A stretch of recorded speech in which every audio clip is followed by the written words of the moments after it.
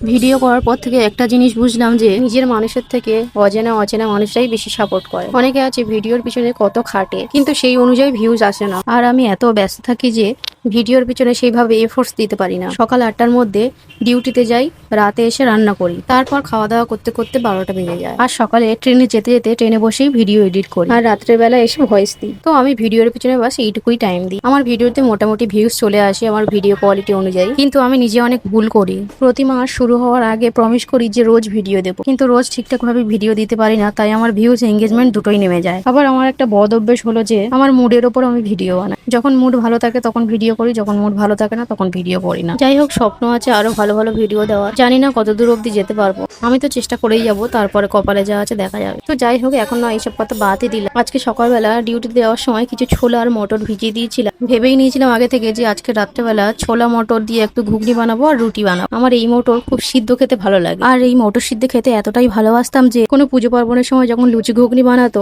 ঘুগনির মটর সিদ্ধ করে রেখে দিলে আমি আর আমার ভাই চুরি করে করে হাফ খেয়ে নিতাম। যাই হোক, সেই মটর সিদ্ধর প্রতি ভালোবাসা এখন রয়ে গেছে। আর একটা সময় ছিল যে আমি রুটি খেতেও ভালোবাসতাম না, কিন্তু এখন চাপে পড়ে অনেক কিছুই করতে হয়। তো যাই হোক গে, এদিকে আমার ঘুগনিও হয়ে গেছে, আর আসার পথে দুটো রুটি নিয়ে এসেছিলাম, সেই রুটি দুটো গরম করে নিয়েছি। এদিকের যে রুটির ছিঁড়ি বলে আর লাভ নেই, রুটির দাম কিন্তু হেভি লেভেলের, কিন্তু পাতলা ফিনফিনে আর চামড়া, টেনে ছিঁড়ে খেতে পারলেই হলো। তো চলো, এখন অনেক রাত হয়ে গেছে, এখন খেয়ে নেওয়া যাক, আবার পরে ভিডিওতে দেখা হবে। ভালো থাকবেন সবাই, টাটা বাই।